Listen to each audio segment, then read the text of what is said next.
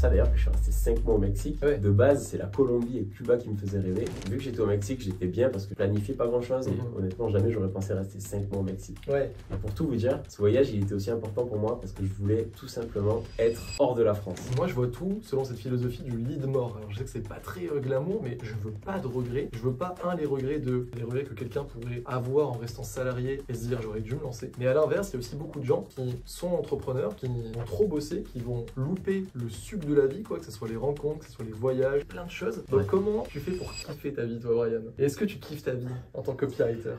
C'est le must de travailler en voyage. Quand tu voyages comme ça, la vérité, est-ce que tu travailles toute la journée, t'as pas trop le temps de profiter, ou est-ce que c'est un peu la matinée, un peu la soirée, etc. Moi, j'ai plutôt ma réponse pour moi. Est-ce que tu arrives quand même à profiter? Alors, Eh bien le bonjour, j'ai pas le micro mais normalement tu devrais m'entendre. La vidéo que tu t'apprêtes à voir, c'est une interview qui date d'il y a assez longtemps de Brian. Pourquoi elle date d'il y a assez longtemps? Parce que pour tout te dire, Brian, ce n'est même pas un élève de l'académie, c'est un élève de CopyPro, la formation qui est en fait l'origine de l'académie. Donc imagine si Brian a pu avoir des résultats avec CopyPro, qu'est-ce que ça serait avec l'académie? Et tu verras qu'il a eu de beaux résultats puisqu'il est parti plusieurs mois en Amérique du Sud. C'est pas le seul à avoir eu des résultats avec cette formation qui était l'origine de l'académie. Il y a eu aussi celle de Benoît par exemple qui est sur ma chaîne. Il y en a eu d'autres, Samy, etc. Et puis après il y a toutes les nouvelles avec les élèves actuels de l'académie. Et du coup, je me suis dit, même si ça date, même si c'est pas dans un beau studio de podcast, etc., je vais quand même te sortir un extrait parce que j'ai perdu des rushs malheureusement. Mais le moment où Brian parle de son voyage et où il y a les images, etc., parce qu'il a tout filmé, je trouve ça trop stylé. Du coup, je te le mets et je te souhaite un bon visionnage. Et puis, je te retrouve peut-être à la fin de la vidéo si je pense à faire un message. Si jamais tu as envie de rejoindre l'académie, je te dirai. Mais en tout cas, là, c'est parti pour l'interview. Let's go. qu'est-ce que tu veux savoir, Théo? Est-ce que je t'ai coupé? Est-ce que... Ok, là on a bien vu un petit peu plus sur ton parcours. Moi, ce que je veux savoir, Brian, c'est qu'est-ce que tu as vu en Amérique latine? Est-ce que tu es revenu avec des étoiles dans les yeux? C'est quoi les anecdotes que tu racontes là à tes potes dans le bar quand tu rentres de voyage? Dis-moi tout, quoi. Fais-nous rêver. L'Amérique latine, ça m'a toujours fait rêver pour plusieurs choses. Premièrement, j'adore la langue espagnole. Déjà, j'adore parler espagnol. Ma famille était a des origines espagnoles. Je ne l'ai pas forcément appris à la maison, mais j'ai toujours aimé cette langue. Et donc, aller dans le pays, c'était la meilleure des façons de l'apprendre. Et donc, arrivé là-bas, j'ai commencé d'abord au Mexique, donc 5 mois au Mexique. J'ai fait que la partie sud du Mexique, Cancun, Tulum, mais en fait toute la Riviera Maya, tous ceux qui connaissent. Et région Chiapas, région Oaxaca, pour tous ceux qui ont vu le dessin animé Coco, j'étais à Oaxaca le jour de Dia de los Muertos. Et donc, c'est la célèbre fête qui est présente dans le dessin animé. Et puis, ça avait quelque chose. C'était incroyable. T'as des photos, des vidéos? J'ai beaucoup de photos. T'en verras, on mettra des extraits? On mettra des extraits. Magnifique, j'ai envie de voir aussi. Et ensuite, côte Pacifique, là où je me suis installé 1 mois et demi, Puerto Escondido. Donc, c'est un spot mondialement connu pour le surf. Il y a des compètes mondiales là-bas. Et donc, un endroit incroyable, d'ailleurs, qui était protégé parce qu'en fait, ils ne voulaient pas installer Internet là-bas. Sauf que depuis que notre ami Elon Musk a sorti Starlink, il y a la Wi-Fi sur place.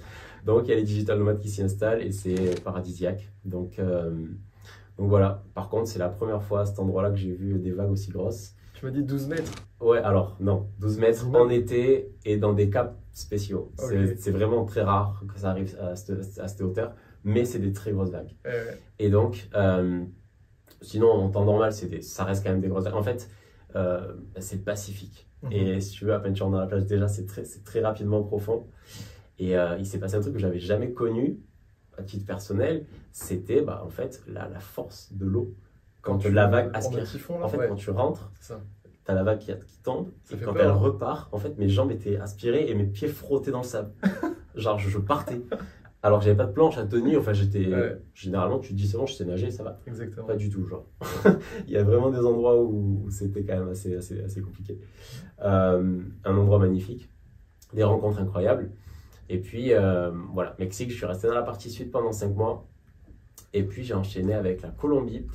Et honnêtement, au bout de 5 mois de voyage, là où je bougeais assez régulièrement, j'ai quand même atteint un stade où j'avais besoin de me poser, de retrouver une routine. Alors, il faut savoir que c'est très important quand on est digital nomade d'avoir une routine de travail, même si on décide de visiter pas mal d'endroits.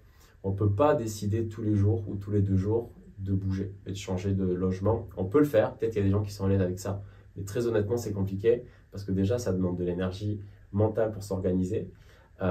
Où est-ce que je vais dormir le soir qui suit ou le soir qui suit, donc après, on peut peut-être planifier tout ça. Mais voilà, ça demande quand même pas mal d'efforts supplémentaires. Et puis, déplacer les affaires, arriver à chaque fois, tout ça, c'est de l'énergie en plus, en fait, qui est consommée pour pas grand-chose finalement. Mon astuce pour ça, c'était de m'installer au minimum une semaine dans un endroit. Ça me laissait quelques jours dans la semaine pour aller visiter et d'autres journées pour travailler avec mes clients et pouvoir, voilà, tout simplement développer plutôt profiter, on va plutôt dire profiter des magnifiques endroits qu'on peut visiter tout en travaillant, quoi. C'est le must de travailler en voyage, et comme tu le dis, effectivement, j'avais fait une vidéo dessus il y a longtemps, enfin il y a longtemps, pas trop, où je disais comment s'organiser en voyage. C'est pas très poussé, donc ça peut être, je disais, voilà, tu travailles un peu le matin, le soir, mais ça peut être intéressant d'avoir ton avis dessus. Et moi, je me demandais, parce que je pense que cette question, les gens l'auront, quand tu voyages comme ça, la vérité, est-ce que tu travailles toute la journée, tu n'as pas trop le temps de profiter, ou est-ce que c'est un peu la matinée, un peu la soirée, etc. Moi, j'ai plutôt ma réponse pour moi. Est-ce qu'on est pareil? Est-ce que tu arrives quand même à profiter? Alors, j'ai fait un test en Colombie. J'étais à Medellín. Comme je disais, je m'étais un peu lassé de bouger assez régulièrement. Ouais. Arrivé à Medellín, je me suis posé 1 mois et demi dans un appartement. Ok, donc la stabilité. Ouais, et j'ai testé une routine. Je me levais à 5 h du matin et de 5 h 30 à 6 h 30, j'ai fait... J'allais en fait dans une salle de sport, tu sais, tu avais un coach qui donnait des exercices en groupe et tout. Et donc ça me permettait d'avoir un nouveau rythme que j'avais jamais testé finalement, où je faisais mes entraînements, 6 h 30, je sortais de la salle de sport, et là c'était fou parce que 6 h 30, tu te dis, il est 6 h 30, j'ai fait mon sport, je suis en forme, et là donc en fait j'étais prêt à tout casser, tu vois. Et donc je rentrais en footing en plus, petite douche, et là donc 7 h du mat, j'étais prêt pour commencer à bosser. Magnifique. 7 h, 11 h, je restais à jeun. Je me prenais juste un café et donc j'étais super concentré, j'avais beaucoup d'énergie, je travaillais très bien donc tout le matin, surtout que c'était l'après-midi en France à ce moment-là. Donc moi j'étais direct, j'attaquais avec mes clients. Et puis vers 13-14 h, en fait je mangeais vers 11, entre 11 h et midi. Je revenais, je rebossais un petit peu jusqu'à 14-15 h, parce que de toute façon il fait trop chaud en plein milieu de la journée. Et après ce que je faisais, c'est que vers 15 h, je profitais d'aller voir soit des personnes, soit d'aller visiter les endroits que je voulais faire, où je faisais en fait mes activités personnelles à partir de là. Ouais. Donc, plus le matin. Le matin, vraiment, il se passe un truc, je sais pas, le cerveau, il marche très bien. C'est genre, les décisions sont faciles à prendre, le raisonnement, tout est fluide. C'est personnel, encore une fois. Hein, je sais qu'il y a des gens qui travaillent la nuit aussi et qui cartonnent aussi très bien. Donc voilà, chacun a sa routine. Je pense. C'est génial parce que je veux qu'on montre aux gens que c'est vraiment possible, même quand tu voyages, de concilier les deux. Moi, justement, j'étais de la team. Là, ça y est, je recommence à avoir une routine. Ouais. Et je me lève plus tôt et ça fait du bien. Mais effectivement, peu importe ton stade, là, je parle pour le voyage, tu peux le faire. Moi, c'est vrai que quand je me levais, tu vois, quand je suis à Bali, surtout la première fois, mon premier voyage, je suis pas parti 9 mois, je suis parti 3 mois. Ouais. Et je pense que si mon ex m'avait pas rejoint, je serais resté 5-6 mois parce que je suis retourné ensuite avec elle en France. Mais j'étais tellement comme un gosse de voir ce que je voyais dans les vidéos et tout ça avant, que franchement, dès que je me levais, je prenais mon scoot et je partais, quoi. Ou j'allais sur un bateau et tu vois, je changeais tout le temps d'endroit et tout. Et donc, généralement, je travaillais en fin d'après-midi ou le soir. Et aussi, il faut le dire, des fois, je travaillais pas, quoi. Je pouvais enchaîner 1-2 journées parce que on va en parler. Je sais que c'était un axe qu'on voulait faire pour l'interview, c'est que être copywriter, c'est aussi pouvoir kiffer, quoi. C'est ça qui est génial avec ce métier, c'est que, oui, tu vas pouvoir vraiment aimer ce que tu fais. Et du coup, je suis tellement partisan de bosser à fond sur ce que tu aimes. Je veux dire, il y en a qui se réalisent plus et qui prennent plus de kiff dans le fait de bosser, de rester derrière l'ordi et tout. J'en fais partie. Mais quand même, il y a des moments où ça fait du bien de pouvoir partir sur un coup de tête dans un pays. Quand tu es dans un pays, partir sur un coup de tête pour voir un truc, voir tes potes, ta famille, faire de la musique. Et j'aimerais qu'on parle de ça parce que tu as un peu cette vision, et je l'ai aussi, comme je faisais dans la voiture avant qu'on vienne ici. Moi, je vois tout selon cette philosophie du lit de mort. Alors, je sais que c'est pas très glamour, mais je pense vraiment beaucoup au moment où je serai sur mon lit de mort et je me dis, mais je veux pas de regrets. Je veux pas, les regrets les regrets que quelqu'un pourrait avoir en restant salarié et se dire, j'aurais dû me lancer, j'aurais dû essayer ça. Toute ma vie, j'ai fait ce qu'on m'a dit, j'aurais dû. Mais à l'inverse, il y a aussi beaucoup de gens, tu vas te rendre compte, qui sont entrepreneurs, qui vont trop bosser, qui vont en fait louper le sucre de la vie, quoi, que ce soit les rencontres, que ce soit les voyages, que ce soit ouais, l'amour, les activités, plein de choses. Et c'est terrible, alors que tu as cette capacité d'être libre à 100%. Donc Ouais. comment tu fais pour kiffer ta vie, toi, Brian? Et est-ce que tu kiffes ta vie en tant que copywriter? Comme on a pu démarrer dans cette vidéo, mon projet principal était quand même la musique, Allez, la toujours. musique. Et en fait, ce qui s'est passé, c'est que quand je travaillais pas, donc les périodes de repos ou de pause que j'avais euh, en étant sur place, je visitais des beaux endroits. J'ai eu la chance de voir une baleine qui est sortie juste à côté. On va mettre la vidéo. Qui Ah, dure, c'est vrai, il y a qui la dure vidéo. 4 secondes, j'ai la vidéo. La baleine. Qui dure, ouais. Donc, qui sort juste à côté du bateau, c'était incroyable. Juste après, il y avait les dauphins et les tortues. Donc, il y a eu voilà, des petites escapades en mer comme ça. Tortue au Mexique, j'ai fait aussi, magnifique. Incroyable. C'est fou. C'est incroyable. Je souhaite à tout le monde de vivre ça. Les dauphins, il y en avait mais peut-être des milliers. C'était à perte de vue. Où ça? Porto Escondido, toujours. Oh là là, je suis pas allé là-bas. Je suis resté 1 mois et demi, j'ai eu le temps de faire des activités comme ça. Et tu pars au matin vers 5-6 heures. Donc, tu as un Mexicain qui t'amène en bateau au spot. Et en fait, c'est des petits bateaux de 10 personnes. Donc, tu as quand même la place, tu vois, pour aller faire tes vidéos, tes trucs et tout. Et puis surtout, tu vas au pied, en fait, enfin au pic du bateau. Ouais, Et tu as les dauphins qui nagent juste en dessous. Ils jouent avec le bateau, si tu veux. Ils suivent le bateau. c'est fou. Incroyable. Mais c'est vrai que voilà, ce qui m'a vraiment fait vibrer personnellement, vu que c'était ce que je recherchais, c'était la musique. Et ce qui s'est passé, c'est que je suis allé donc à San Basilio de Palenque, à côté de Carthagène, un village qui est la descendance directe des esclaves qui ont été donc emportés à l'époque de Christophe Colomb, tout ça. Donc en Colombie et ailleurs en Amérique latine, mais pour ce village-là, c'était Colombie. Et donc, là-bas, en fait, il y a la descendance des rythmes africains qui ont été développés par des Colombiens. Donc, des rythmes particuliers que je suis allé apprendre. D'autres que j'ai pu apprendre à Cali, capitale de la salsa mondiale en Colombie. Ok. Je suis allé sur Cuba. Cuba, j'ai fait Santiago de Cuba. Donc, c'est la base. Pour ceux qui connaissent Buena Vista Social Club, le groupe tournait tous ses albums, ou en tout cas jouait énormément dans cet endroit. Un endroit qui s'appelle La Trova, et c'est le bar qui est dans Santiago de Cuba.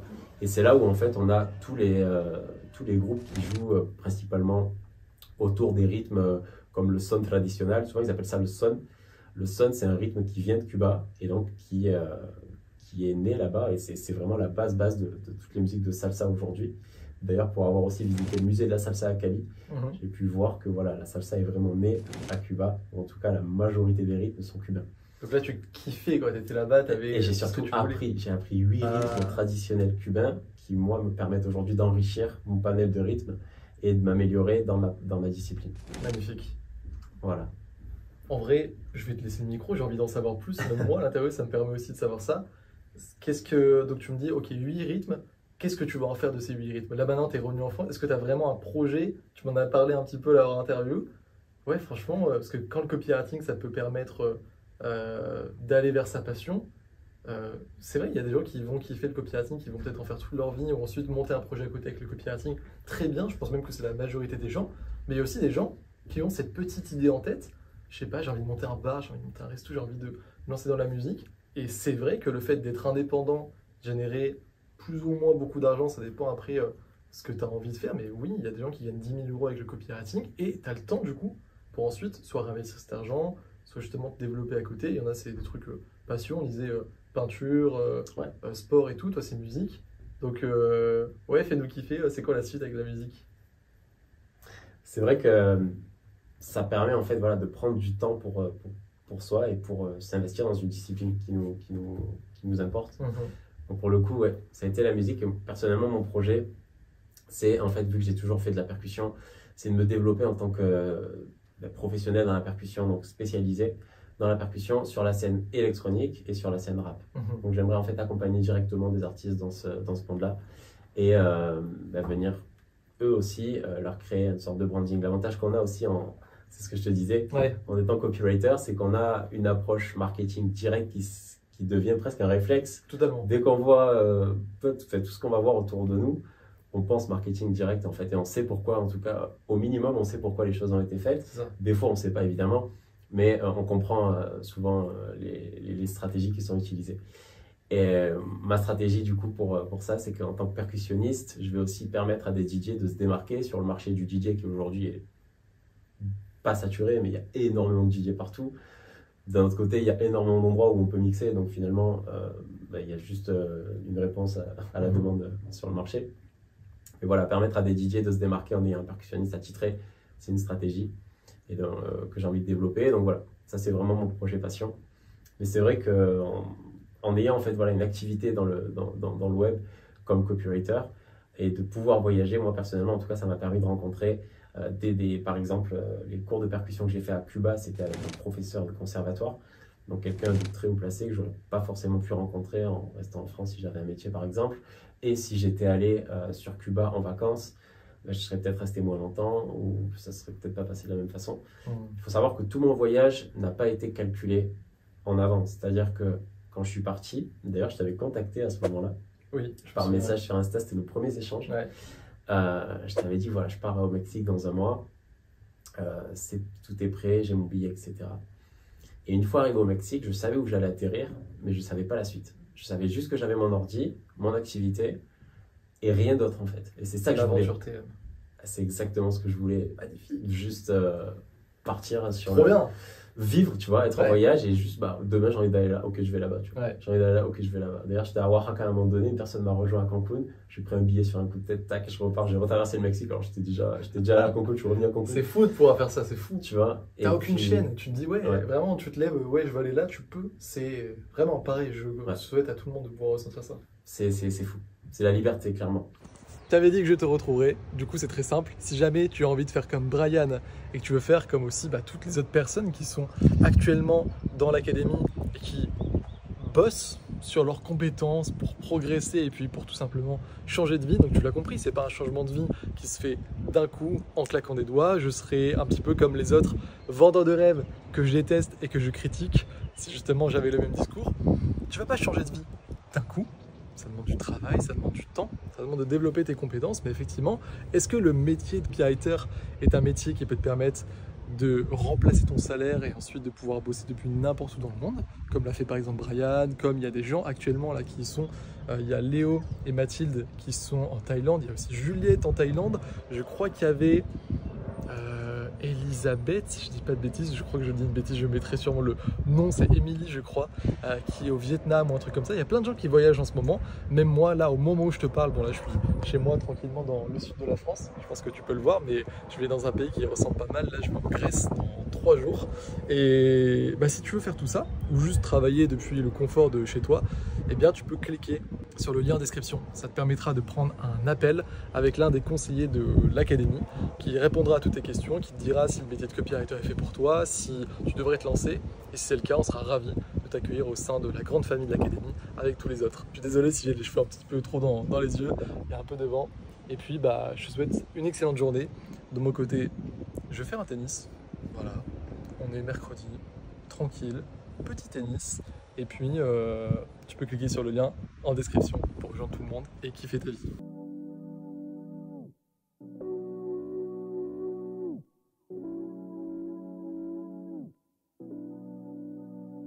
Héros de ma vie, maintenant auteur. Si je m'en sors, c'est parce que j'ai du flair. Dis pas que l'argent n'a pas d'odeur.